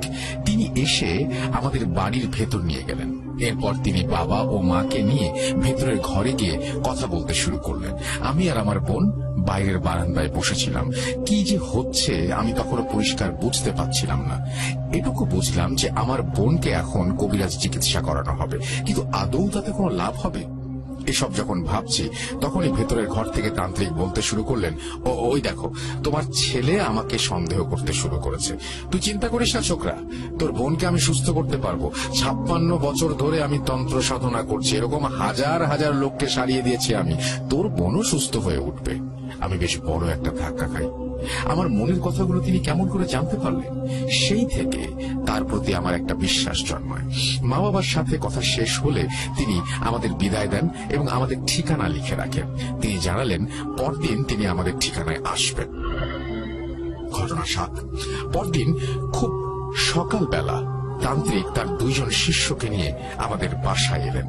সেদিন আমার বোন স্কুলে যায়নি। সেদিন তান্ত্রিক ও তার শিষ্যরা আমার বোনের ঘরে ঢুকে দরজা লাগিয়ে দেন। আমরা 4 জন বাইরে থেকে বুঝতে পারছিলাম না তারা কি করছেন। তান্ত্রিক বলছেন ওনার কয়েক ঘন্টা পর্যন্ত লাগতে পারে, কিন্তু অবাক করা ব্যাপার হলো 1 ঘন্টার ভেতরেই তান্ত্রিক শিষ্য সহ বের হয়ে এসেছেন। এবারে তিনি আমাদের যা বললেন তা শোনার জন্য আমরা মোটেও প্রস্তুত ছিলাম না। তোদের মেয়েকে কালো জাদু করা হয়েছে। আমরা সবাই পাথর হয়ে গেলাম। আমার চোখ দিয়ে জল বেরিয়ে এলো। আমার ফুলের মতো নিষ্পাপ ছোট্ট বোনটিকে বিনা দোষে কেন কালো জাদু করা হলো তা বুঝে উঠতে পারিনি। নিজেদের মধ্যে তো এমন কেউ নেই যে সব করতে পারে, কারণ কোনো আত্মীয় স্বজনের সাথে আমাদের কোনো ঝগড়া বা কথা কাটাকাটি হয়নি। তান্ত্রিককে আমার মনের প্রশ্ন জিজ্ঞেস করলে উনি বলেন, তোর বাবা মা সবটা জানেন। কথা শুনে আমার বিস্ময়ের কোনো সীমা ছিল না। মা বাবা কিভাবে প্রথম থেকে জানতেন? যাই হোক, তখন আমি আর কোনো কথা বলিনি। তিনি বলতে লাগলেন, তোদের ছোট মেয়েটার উপর কালো জাদু করে একটা জিন চালান করা হয়েছে। তোদের মেয়ের স্কুল ব্যাগের ভেতর খুব কৌশলে জিন দ্বারা একটা তাবিজ সেলাই করে দেওয়া হয়েছে, যার কারণে এই ব্যাগটা যতক্ষণ ওর সাথে থাকতো ততক্ষণ ও খুব অসুস্থ বোধ করত। যারা এই কালো জাদু করেছে তারা চেয়েছিল তোর মেয়েকে মেরে ফেলতে, কিন্তু সৌভাগ্যবশত আমি আমার কাজ শেষ করে চলে এসেছি এবং আজ এখানে এসেছি। সেই কারণেই ও এখনো বেঁচে আছে। এখন যা হবার তা হয়ে গেছে। আমি স্কুল ব্যাগটি পুড়িয়ে ফেলবো এবং বাসাটি সুরক্ষিত করে যাব। তোমাদেরকে একটি বিশেষ রত্ন দিয়ে যাচ্ছি। সেটি দিয়ে একটি আংটি বানিয়ে সবসময় মেয়েকে বাম হাতের মধ্যমা আঙ্গুলে পরিয়ে রাখতে হবে আজীবন। তবে তোর মেয়ে সম্পূর্ণ সুস্থ হতে আরো 1 মাস লাগবে। এই বলে তিনি স্কুল ব্যাগটি ভালো করে পোড়ান এবং বাসা বন্ধ করে দেন। তারপর তিনি রত্ন দান করে দক্ষিণা এবং রত্নের মূল্য নিয়ে চলে যান 2 শিষ্য সহ। আমরাও অনেকটা নিশ্চিন্ত হই। ঘটনা 8। সেদিন রাত 12টা। তখন খাওয়া দাওয়ার পর আমার ছোট বোন ঘুমিয়ে পড়েছে। আমি তখন মা বাবাকে পিড়াপিড়ি করতে থাকি পুরো ঘটনা শোনার জন্য। তখন মা বাবা আমার জেদের কারণে বাধ্য হন আমাকে সবকিছু খুলে বলতে। এরপর যা শুনি তা মনে হলে এখন আমি শিউরে উঠি। ঘটনা 9। মা বাবা আমাকে যেভাবে পুরো কাহিনীটি বলেছেন আমি সেভাবেই শেয়ার করছি। তোর নানা যখন জীবিত ছিল তখন ওনার ব্যবসায় মন্দা যাচ্ছিল। তিনি মারা যাবার পর যখন তোর ছোট মামা ঝুঁকি নিয়ে রাতারাতি ব্যবসায় সাফল্য পেয়ে যায়, তখন আশেপাশের একদল ফার্নিচার ব্যবসায়ী খুব ঈর্ষান্বিত হয়। আস্তে আস্তে তারাও ব্যবসায় পরিবর্তন আনতে শুরু করে, কিন্তু ততদিনে তোর মামা যে উচ্চতায় পৌঁছে গেছে তার সে জায়গা ছুঁতে পারেনি তারা। তাই বাকি ব্যবসায়ীদের মধ্যে কয়েকজন একজোট হয়ে ব্ল্যাক ম্যাজিক করার সিদ্ধান্ত নেয়। তারা সবাই মিলে একজন কবিরাজের সাথে যোগাযোগ করে, কিন্তু সে ব্ল্যাক ম্যাজিক করতে রাজি হয় না। অনেক টাকার বিনিময়ে সেই লোকটি রাজি হয়, কিন্তু সেই লোকটি তুলনামূলক কম বয়স্ক এবং স্বল্প অভিজ্ঞ হওয়ায় সে ব্ল্যাক ম্যাজিকের নকশায় সামান্য একটু ভুল করে ফেলে। ব্যবসায়ীরা চেয়েছিল মামাকে যাতে সর্বশান্ত হয়ে পথে বসতে হয়, কিন্তু নকশার ভেতর ভুল থাকায় ঘটনা ঘটে যায় অন্য। তোর ছোট মামির গর্ভের সন্তানটি মারা যায় এবং তোর মামির গর্ভে আর কোনো সন্তান আসবে না। তোর হয়তো মনে আছে আমরা দুজনে তোর নানার বাড়িতে গিয়ে 4 দিন ছিলাম। সে সময় তোর মামা আমাদের ফোন করে বলেছিলেন যে তোর মামি নাকি ঘুম থেকে উঠে হঠাৎ করে রক্ত বমি করতে করতে অজ্ঞান হয়ে গেছে। ফোন পেয়ে আমরা সাথে সাথে সেখানে যাই। তোর মামি সারাদিন সেন্সলেস ছিল। গভীর রাতে তার জ্ঞান ফিরে আসে। জ্ঞান ফিরে আসার পর দেরি না করে তোর নানির পরামর্শে আমরা দুজনে মিলে সেই বৃদ্ধ তান্ত্রিকের সাথে যোগাযোগ করি এবং তার কাছে যাই। পরদিন তিনি বাড়িতে এসে মামা মামিকে এক নজর দেখেই বুঝে ফেলেছিলেন যে তাদের ওপর কালো জাদু করা হয়েছে। শুরুতে যা যা বলেছি সবকিছুই সেই তান্ত্রিকই বলেছে আমাদের। সেই তান্ত্রিক তোর মামা মামিকে আলাদা আলাদা রত্ন দিয়ে তা আজীবন পরে থাকতে বলেন এবং নানার বাড়ি ও দোকান তিনি বন্ধ করে দেন। পুরো ব্যাপারটি গোপনে হলেও দুর্ভাগ্যবশত কোনো এক ব্যবসায়ী ওই তান্ত্রিককে আমাদের দোকানে দেখে ফেলেন। এরপর তারা বুঝতে পারেন যে আমরা তাদেরকে সাহায্য করেছি বলেই তোর মামা সুরক্ষিত আছে। তাই এরা ব্ল্যাক ম্যাজিকের মাধ্যমে আমাদেরও ক্ষতি করার সিদ্ধান্ত নেয়। ওই ঘটনার 4-5 দিন পর এক রাত্রে আমরা দুজনে একই স্বপ্ন দেখি। একটা জমাট বাঁধা ধোয়ার অবয়ব নিকষ কালো অন্ধকারে ঘুরঘুর করছে আর ফিস ফিস করে হিংস্র স্বরে বলছে, আমাকে আমার কাজ করতে দিলি না তো, এবার দেখবি তোদের আমি কি হাল করি। এই স্বপ্ন দেখার পর আমাদের হুঁশ উবে গেল। এসব কি দেখলাম আমরা? দুজনেই মাঝরাতে একই দুঃস্বপ্ন দেখে ঘুম থেকে উঠি। খুব ভয়ে ভয়ে থাকি। আমরা আবারও সেই বৃদ্ধ তান্ত্রিকের সাথে যোগাযোগ করি, কিন্তু তিনি অন্য একটি সমস্যার সমাধান করতে বাংলাদেশের অন্য একটি বিভাগে গিয়েছিলেন তখন। এর মধ্যেই মেয়েটা এভাবে অসুস্থ হয়ে পড়ল। আমাদের ভাগ্য ভালো যে 5 দিনের দিন তিনি আবার ফিরে এসে সবকিছু সমাধান করে দিয়ে গেছেন। আর কি কি হলো সেটা তো তুই নিজেই দেখেছিস। আমাদের কাজকর্মের জন্য আমাদের নিষ্পাপ মেয়েটাকে এভাবে ভুগতে হলো বলে দুজনেই কান্নায় ভেঙে পড়েন। আমি তখন কিংকর্তব্য বিমূঢ় হয়ে বসে আছি। কি বলে সান্ত্বনা দেব বুঝতে পারছি না। সত্যি ভালো কাজ করতে গেলেও যদি জীবনটা দুর্বিষহ হয়ে যায় তবে কয়জন চাইবে ভালো কাজ করতে? তার উত্তর আমার এখনো জানা নেই। এই ছিল আমার মূল ঘটনা। অনেক বেশি লিখে ফেলেছি, তবুও চেষ্টা করছি যতটা সম্ভব ছোট করে লেখার। আশা করছি ভালো লেগেছে। আপনি সহ ভূত.কমের শ্রোতা বন্ধুদের জন্য অনেক অনেক শুভকামনা রইল। সবাই ভালো থাকুন, সুস্থ থাকুন এবং নিরাপদে থাকুন। ভূত.কম দীর্ঘজীবী হোক। দীপ্ত সিলেট। তারপরে তিনি তার ইমেল অ্যাড্রেস এবং ফোন নাম্বার শেয়ার করেছেন। Thank you Dipto. এবং আপনি আমার অনেক পছন্দের একজন storyteller, and you know that, যে আপনার স্টোরি আমার খুব ভালো লাগে। অলরেডি আমি আপনাকে ইমেইল করে সেটা জানিয়েছি। এন্ড আমি বিশ্বাস করি যে প্রতি মাসে অন্তত 2টি করে স্টোরি আমি আপনার কাছ থেকে পাবো। যদিও আপনাকে সেটা সংগ্রহ করতে হবে, কিন্তু আপনার লেখা খুব চমৎকার, যার জন্য আমি চাই যে আপনি সংগ্রহ করুন এবং কষ্ট করে হলেও সংগ্রহ করুন এবং আমাদেরকে পাঠিয়ে দিন। আর সেই সাথে দীপ্ত আপনাকে আরেকটা জিনিস বলতে চাই, সেটা হচ্ছে যে আপনার এই ঘটনাটা আজকে আপনি একটা দিনে পাঠিয়েছেন যেদিন আসলে বিজয়া দশমী। আপনাকে বিজয়া দশমীর শুভেচ্ছা এবং আপনি ভালো থাকবেন। আশা করছি আমরা সবাই মিলে আজকের এই ভূত.কমটা আপনাদের জন্য আনন্দময় করতে পেরেছি এবং দীপ্তর স্টোরিটা সেখানে একটা বিশাল অবদান রেখেছে। আপনাদের কাছেও নিশ্চয়ই এরকম ঘটনা রয়েছে। যদি ঘটনা থাকে তাহলে অবশ্যই আমাদের লিখে পাঠান। ঘটনা পাঠাতে হলে আমাদের ইমেল অ্যাড্রেসটি ব্যবহার করতে হবে।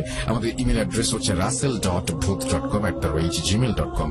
আপনার নাম, ঠিকানা এবং ফোন নাম্বার সহ আপনার জীবনে ঘটে যাওয়া বা আপনার জানা সেরা ঘটনা লিখে পাঠিয়ে দিন আমাদের কাছে। ঘটনার শুরুতে অবশ্যই উল্লেখ করুন যে ঘটনাটি আপনি স্টুডিওতে এসে শেয়ার করতে চান, নাকি আপনি চান আপনার ঘটনা আমরা পড়ে শোনাই। যারা দেশের বাইরে আছেন তারা সরাসরি অডিও ক্লিপ পাঠাতে পারেন বা লিখেও পাঠাতে পারেন ঘটনা। এটা কমপ্লিটলি আপনাদের ব্যাপার। আর যারা এখনো পর্যন্ত আমাদের ঘটনা পাঠাননি তাদেরকে যেমন ঘটনা পাঠাতে বলবো। যারা আমাদের ঘটনা পাঠিয়েছেন কিন্তু ঘটনা প্রচারিত হয়নি তাদেরকেও বলবো নতুন ঘটনা পাঠাতে। আপনার ঘটনা ভালো হলে ডেফিনেটলি প্রচার করা হবে। সেটি এমন হতে পারে যে আপনার ঘটনাটা সিলেক্টেড অবস্থায় আছে এবং খুব দ্রুত সেটা শেয়ার করা হবে। সুতরাং আপনি দেরি না করে বা আশাহত না হয়ে আরো ঘটনা আমাদেরকে পাঠিয়ে দিন। খুব ছোট পরিসরে আমরা প্রোগ্রামটি করছি এবং ধীরে ধীরে আমাদের মতোই আপনাদের সাথে সাথেই বড় হচ্ছে এই আমাদের প্ল্যাটফর্ম এবং একদিন সেটা সব মানুষের কাছে, পৃথিবীর সব মানুষের কাছে পৌঁছে যাবে বলে আমার বিশ্বাস।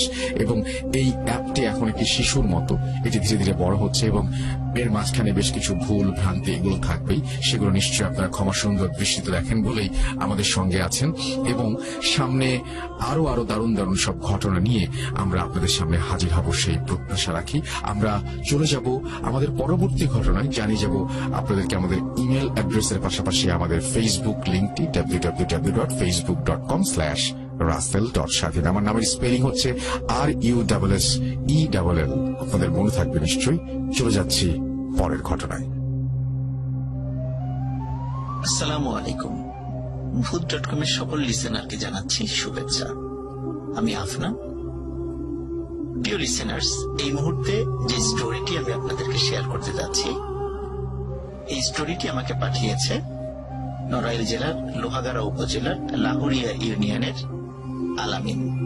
আলামিনের স্টোরি আমি ইতোমধ্যে বেশ কয়েকটি আপনাদেরকে শুনিয়েছি এবং আপনারা সবাই এই স্টোরিগুলোর প্রশংসা করেছেন। এবারে যে স্টোরিটি আমাকে আলামিন পাঠিয়েছে, এটি একটি পুকুর কেন্দ্রিক ঘটনা। এই পুকুর কেন্দ্রিক যে ঘটনাটি আপনাদেরকে শোনাবো, আশা করি সবারই ভালো লাগবে। প্রিয় লিসেনার্স, এই পুকুরটিতে যখন ভৌতিক ঘটনা শুরু হয়, সময়টা ছিল 1992 সাল। এই পুকুরের কয়েকটি বিষয়ে ঘটনা শুরুর আগে আপনাদেরকে বলতে চাই।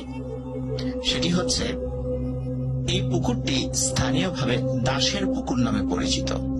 কারণ হচ্ছে, ওই পুকুরের পার্শ্ববর্তী গ্রামে যে হিন্দু সম্প্রদায় আছে, তাদের বংশ দাস। তারা অনেকদিন ধরে ধোপার কাজের সাথে জড়িত আছেন। আর যখন একটি খোঁড়া হয় অনেকদিন আগে, তখন আশেপাশে কোনো পুকুর ছিল না। বেশ কয়েকটি বিষয়কে উদ্দেশ্য করে পুকুরটি খোঁড়া হয়। এটা যে শুধু হিন্দুরা খুঁড়েছে তা না, এখানে মুসলিমরাও এই পুকুর খোঁড়ার সাথে জড়িত ছিল। কারণ হচ্ছে, আশেপাশে পুকুর কম থাকা, গবাদি পশুর গোসল করানোর জন্য এবং নিজেদের গোসল করার জন্য পুকুরের প্রয়োজনীয়তা, ধোপা সম্প্রদায় যারা দাস যারা আছেন তাদের কাপড় ধোয়া, বিভিন্ন কারণে এই পুকুরটির প্রয়োজনীয়তা দেখা দেয়। আরো একটা প্রয়োজনীয়তা ছিল, সেটি হচ্ছে যখন হিন্দু সম্প্রদায়ের লোকদের বিভিন্ন পূজার সময়টা হতো, ওই পূজার যে মূর্তিগুলো, এই মূর্তিগুলো পূজার শেষে এই পুকুরে ডুবিয়ে ফেলা হতো।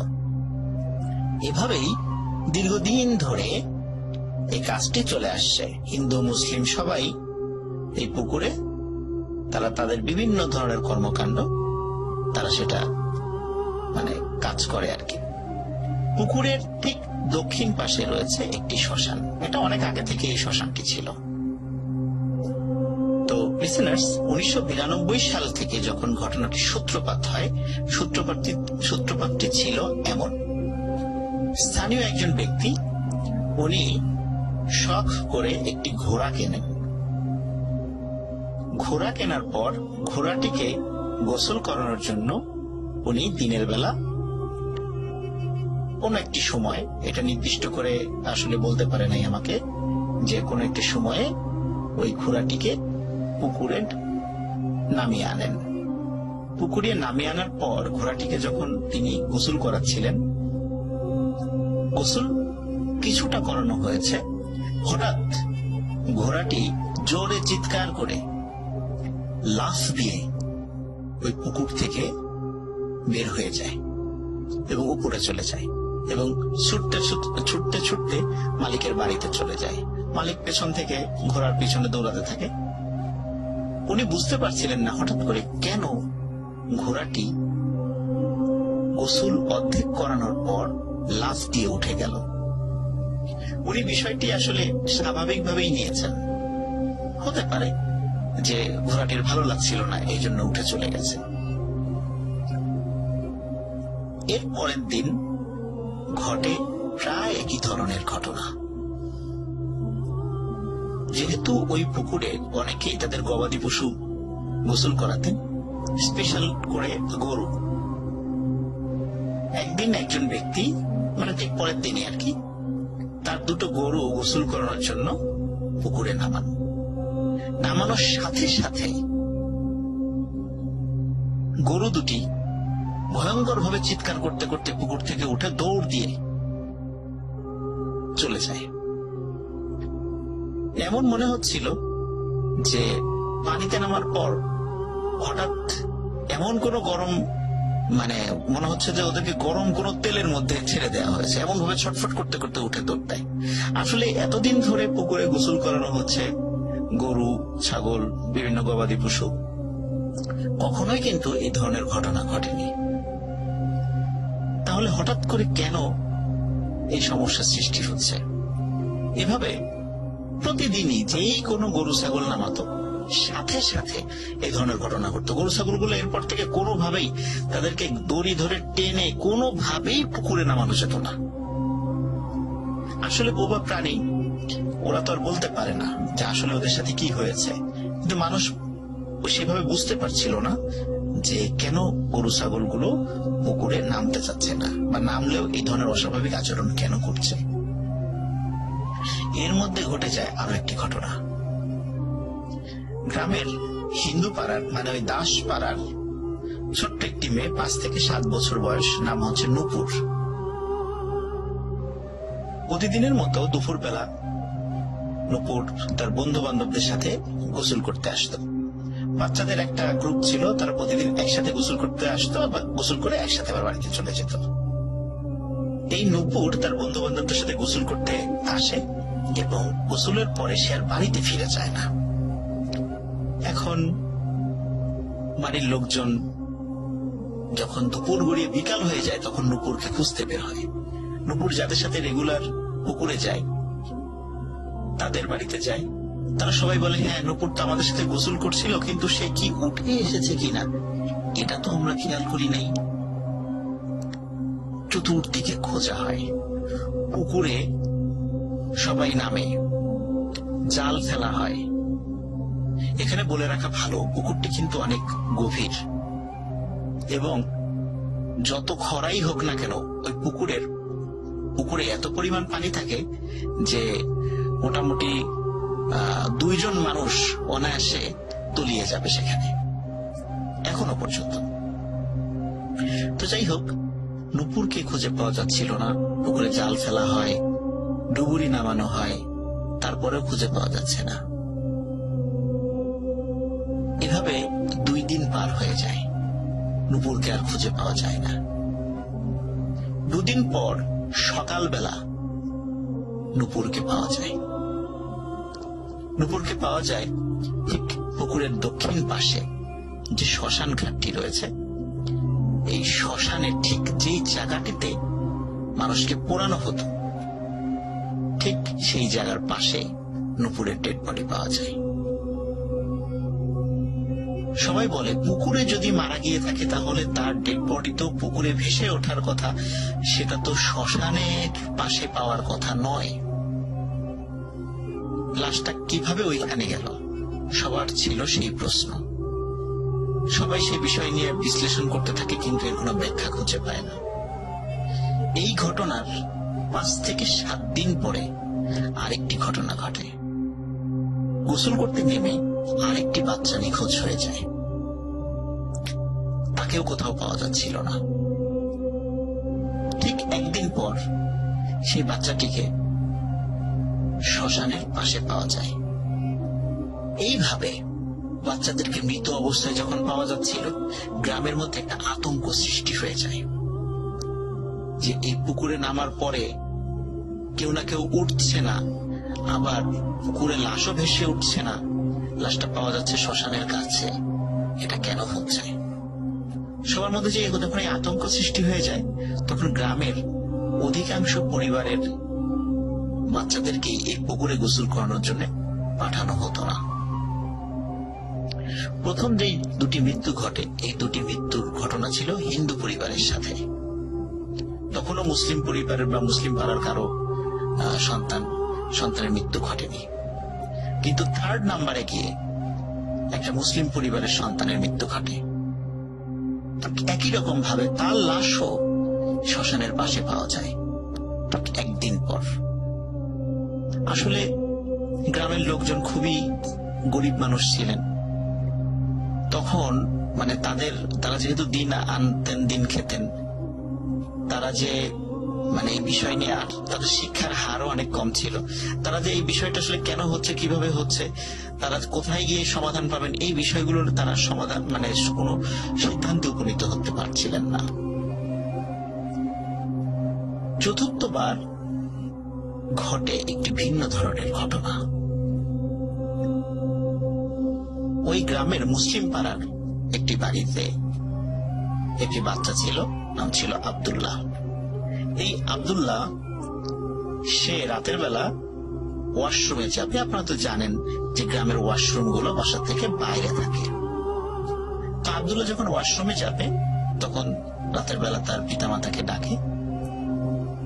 ওনারা দুজন গভীর ঘুমে ছিলেন। তখন তার বাবা একটা টর্চ লাইট হাতে দিয়ে, আব্দুল্লাহ কিন্তু খুব ছোট ছিল না, তার বয়স 12-13 ছিল, তো হাতে একটা টর্চ লাইট দিয়ে বললো তুমি একাই যাও। আর যেহেতু এটা মাঝে মাঝে সে একাই যেতে পারতো, এই জন্য পিতামাতা আসলে ওইভাবে তার সাথে যাওয়ার প্রয়োজনীয়তা বোধ করেনি। বাইরে হচ্ছিল গুড়ি গুড়ি বৃষ্টি। তো আব্দুল্লাহ টর্চ লাইট নিয়ে সে ওয়াশরুমে যায়, কিন্তু দীর্ঘ সময় ধরেও সে ফিরে আসছে না। তখন তার বাবা, উনি কিন্তু তার মা ঘুমে থাকলেও ওনার আব্দুল্লাহর বাবা একটু সজাগ ছিলেন। উনি চিন্তা করছিলেন যে ছেলেটা আসুক, তারপরে দরজাটা লাগিয়ে তারপর ঘুমিয়ে যাব। যেহেতু বাইরে বৃষ্টি হচ্ছিল এই জন্য উনি আসলে ওইভাবে, ওনার পাশে ছাতাও ছিল একটা, এই জন্য আসলে উনি বাইরে ওই সময় যাওয়ার ইচ্ছা পোষণ করেননি। কিন্তু যখন দীর্ঘ সময় হয়ে যাচ্ছিল, আব্দুল্লাহ যখন ফিরে আসছিল না, তখন উনি চিন্তা করে কি ব্যাপারে, এতক্ষণ তো থাকার কথা নয়। উনি তখন হাতের হারিকেনটা নিয়ে বের হন, যেহেতু টর্চ লাইটটা আব্দুল্লাহ নিয়ে গেছে, হাতের হারিকেনটা নিয়ে বাইরে বের হন। বের হওয়ার পর উনি গিয়ে দেখেন ওয়াশরুমের দরজা খোলা। আব্দুল্লাহ কোথায়? আব্দুল্লাহ তো ঘরে ঢোকেনি। এত রাত্রে তো আসলে আব্দুল্লাহর কোথা যাওয়ার কথাও নয়। তখন উনি আশেপাশে একটু খোঁজার চেষ্টা করেন, দেখেন আব্দুল্লাহ নাই। তাকে ডাকাডাকি করেন, নাই নাই নাই। ওনার ডাক শুনে আব্দুল্লাহর মা ঘরের থেকে বের হয়ে আসে, তার ঘুম ভেঙে যায়, বের হয়ে আসে, এসে বলে কি হয়েছে। তখন আব্দুল্লাহর বাবা বলেন যে দীর্ঘ সময় পরেও যখন আব্দুল্লাহকে পাওয়া যাচ্ছিল না, এই জন্য উনি খুঁজতে বের হয়ে আব্দুল্লাহকে এখন পাচ্ছেন না। তখন ওনারা যখন চিৎকার চেঁচামেচি শুরু করেন, পাশের প্রতিবেশীরা রাতের বেলা তাদের ঘুম ভেঙে যায়, তারা চলে আসেন। চলে আসার পর যেহেতু গুড়ি গুড়ি বৃষ্টি হচ্ছিল, মাটিতে শক্ত মাটি ছিল না, কাদা মাটি হয়ে গেছিল। তারা টর্চ লাইট জ্বালিয়ে খেয়াল করলেন যে আব্দুল্লাহর পায়ের ছাপ ওয়াশরুমে গেছে এবং ওয়াশরুম থেকে বের হয়েছে 3-4 হাত বের হয়েছে আব্দুল্লাহর পায়ের ছাপ। এরপরে আব্দুল্লাহর এই ছোট পায়ের ছাপটা অনেক বড় মনে হচ্ছে এটা কোনো মানুষের পায়ের ছাপ না, এটা দানবাকৃতির কোন একটা প্রাণীর পায়ের ছাপ মনে হচ্ছে সেখানে। এবং ওই ছাপটা আস্তে আস্তে পুকুরের দিকে চলে গেছে। তখন সবাই ভয় পেয়ে যান, নিশ্চয়ই কোনো ভয়ঙ্কর কিছু আব্দুল্লাহকে এখান থেকে ধরে নিয়ে গেছে। সবাই প্রচন্ড জোরে চিৎকার চেঁচামেচি শুরু করেন। গ্রামের লোকজন ওই রাত্রেবেলায় চলে আসে, সবাই এসে পুকুর পাড়ে জড়ো হয়। জড়ো হওয়ার পর রাতের বেলায় পুকুরে তাকে খোঁজ করা শুরু হয়, কিন্তু পুকুরে তাকে কেউ রাতের বেলা খুঁজে পাচ্ছিল না। হঠাৎ করে একজন বলল, এই দেখো দক্ষিণে শ্মশানের দিকে কিছু একটা দেখা যাচ্ছে। তখন কিন্তু অনেক লোক সাক্ষী ছিল। তখন তারা দূর থেকে দেখছিল শ্মশানে যে জায়গাটাতে মানুষ পোড়ানো হয়, সেখানে কোন একটা বাচ্চার ওই চাঁদের আলোতে মনে হচ্ছিল, খুব বেশি দূর তো না, পুকুরের ঠিক দক্ষিণ পাশেই আর কি, কিন্তু যতটুকু দূর তারা কাছে যাওয়ার আগে যতটুকু দূর থেকে দেখছিল, তাদের ভাষ্য অনুযায়ী মনে হচ্ছিল কোন একটা বাচ্চাকে, ছোট একটা বাচ্চাকে ওখানে শোয়ানো হচ্ছে এবং চারদিকে বড় বড় আকৃতির 10-12 জন মানুষ, তাদের ছায়া দেখা যাচ্ছে। গ্রামের ওই সময় সবাই ওই শ্মশানের দিকে ছুটতে থাকে, গিয়ে দেখে আব্দুল্লাহ সেখানে পড়ে আছে, কিন্তু আশেপাশে কোনো মানুষ দেখা যাচ্ছে না। তারা আব্দুল্লাহকে সেখান থেকে নিয়ে আসে। সৌভাগ্যক্রমে আব্দুল্লাহ জীবিত ছিল, তাকে হয়তোবা তখনও মারতে পারেনি। আব্দুল্লাহকে চিকিৎসা করে সুস্থ করা হয়, তার জ্ঞান ফেরে। জ্ঞান ফেরার পরে আব্দুল্লাহকে জিজ্ঞাসা করা হয় যে তোমার সাথে কি ঘটেছিল, কিছু মনে আছে? তখন আব্দুল্লাহ বলছিল সে যখন ওয়াশরুমে গিয়েছে, ওয়াশরুমের বাইরে সে অদ্ভুত কিছু শব্দ শুনতে পায়। মনে হচ্ছিল যে কোনো একজন মানে খুবই ক্ষুধার্ত কোন মানে মানুষ, শরীরের জোর না থাকলে যেভাবে কথা বলে, খুব দুর্বল আকৃতিতে কথা বলছে এবং কান্নাকাটি করছে। আবার কখনো অদ্ভুত কিছু জন্তুর আওয়াজ সে শুনেছে, এরকমই আব্দুল্লাহ বলেছে। যখন আব্দুল্লাহ ভয় পেয়ে দ্রুত ওয়াশরুমের কাজ ছেড়ে বের হয়েছে, বের হওয়ার পর তার সামনে ভয়ঙ্কর কালো আকৃতির একটি ছায়ামূর্তি সে দেখতে পায়। এরপরে আব্দুল্লাহ আর কিছু মনে নেই। গ্রামে এই ধরনের অদ্ভুত ঘটনা, স্পেশালি বাচ্চাদের সাথে যখন এই ধরনের ঘটনা ঘটছিল, 3টা বাচ্চা অলরেডি মারা গেল, আব্দুল্লাহ কোনো মতে জীবিত ছিল, তখন গ্রামের লোকজন চিন্তা করে যে একজন ভালো হুজুরের শরণাপন্ন অবশ্যই হতে হবে, তা না হলে এই ধরনের মিসিং বা বাচ্চা মিসিং মানে হয়ে যাবে বা মারা যাবে, এটা কেন, এটা তো সমাধান করার দরকার। তখন গ্রামের হিন্দু মুসলিম তারা সবাই এক জায়গায় বসে একটা সিদ্ধান্ত নিয়ে পরিচিত একজন হুজুরের কাছে যান। তখন হুজুর উনি বলেন যে আমাকে 1 সপ্তাহ সময় দিতে হবে, আমি বলবো যে আসলে কেন এরকমটা হচ্ছে। 1 সপ্তাহ পর হুজুর বলেন যে তোমাদের এই যে পুকুরটা রয়েছে, এই পুকুরটা ভালোই ছিল, অনেকদিন ধরে তোমরা কাজ করছিলে, সবার উপকারে লাগছিল।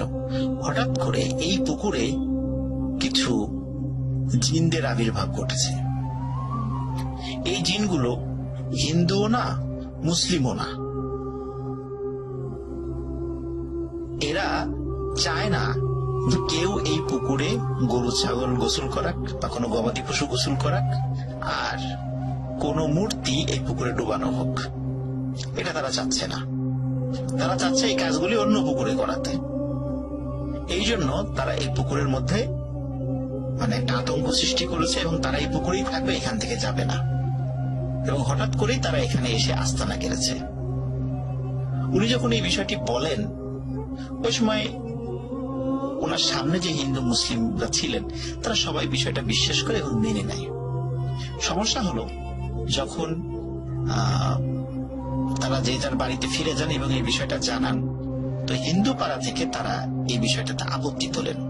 কারণ হিন্দুরা বলতে থাকেন যেহেতু একজন মুসলিম ইমাম সাহেবের বিষয়টা বলেছে, উনি হয়তোবা চাচ্ছেন না যে হিন্দুরা এখানে থাকুক, তারা এখান থেকে চলে যাক যাতে করে মুসলিম মানে মুসলমানরা হিন্দুদের জায়গা দখল করতে পারে। এই ধরনের একটা মানে সমালোচনা হিন্দু পাড়ায় ছড়িয়ে পড়ে এবং তারা বলে যে এটা আসলে উদ্দেশ্য প্রণোদিত, এটা মুসলমানরা ইচ্ছা করে এটা করেছে, এটা উদ্দেশ্য প্রণোদিত, আমরা এটা মানি না।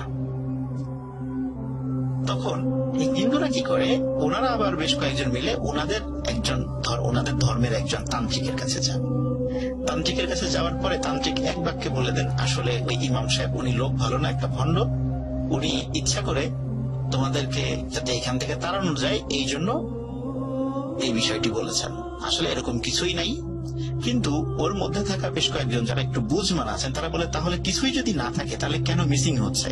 আর শুধু তো হিন্দু বাচ্চাদের সাথে যে বিষয়টা ঘটেছে এমনটা নয়, এটা তো মুসলমানদের সাথে সবার সাথে এটা ঘটছে, কেন এমনটা হয় আর কি। তখন ওই তান্ত্রিক বলে, তাহলে আমাকে ওই পুকুরের পাশে একটু সাধনায় বসতে হবে, তার জন্য কিছু জিনিস তোমাদেরকে আনতে হবে। বলে কি জিনিস? বলে একটা জিনিস তুমি মানে অবশ্যই লাগবে, সেটা হচ্ছে একজন হিন্দু বিধবা নারী, উনি যখন বিবাহিত ছিলেন তখন তিনি সিঁদুর ব্যবহার করতেন, ওই সিঁদুরটা ওনার কাছে আছে, এই সিঁদুরের কিছু একটা অংশ আমাকে এনে দিবা, আমি এটা দিয়ে একটু রিচুয়াল করে আমি আসলে বোঝার চেষ্টা করবো যে পুকুরে আসলে সমস্যাটা কি। তো ওনাকে ডেকে আনা হয়। ডেকে আনার পরে সেই বিষয়টা, যেহেতু ওনাদের পাড়ায় এরকম বেশ কিছু বিধবা মহিলা ছিলেন, তাদের কাছে তাদের সিঁদুর ছিল, তো তাদের একজনের কাছ থেকে সিঁদুর কালেক্ট করে তাকে দিয়ে আসা হয় এবং রাতের বেলা তিনি সাধনায় বসেন এবং সবাইকে বলেন যে তোমরা এখান থেকে চলে যাও। তো উনি ওনার মতো সাধনা শুরু করেন। সকালবেলা যখন ওনারা ওই তান্ত্রিকের কাছে যান তখন দেখেন যে তান্ত্রিকের শরীর বা ডেড বডি পুকুরে ভাসছে এবং তান্ত্রিকের চোখ দুটি খুব বড় বড় করে খোলা, মানে মনে হচ্ছিল উনি মৃত্যুর আগে খুব ভয়ঙ্কর কিছু দেখে ভয় পেয়েছেন। এবং তান্ত্রিকের শরীরে বেশ আঘাতের চিহ্ন। তখন ওনারা বুঝতে পারেন যে হয়তোবা আসলেই ওই ইমাম সাহেব ঠিক কথাই বলেছেন। তখন আবার হিন্দু মুসলিমরা একত্র হয়ে মিটিং করে তারা আবার সেই ইমাম সাহেবের কাছে যান এবং বলেন যে আসলে আমাদের ভুল হয়ে গেছে, আমাদের আপনার কথায় সন্দেহ করা উচিত হয়নি।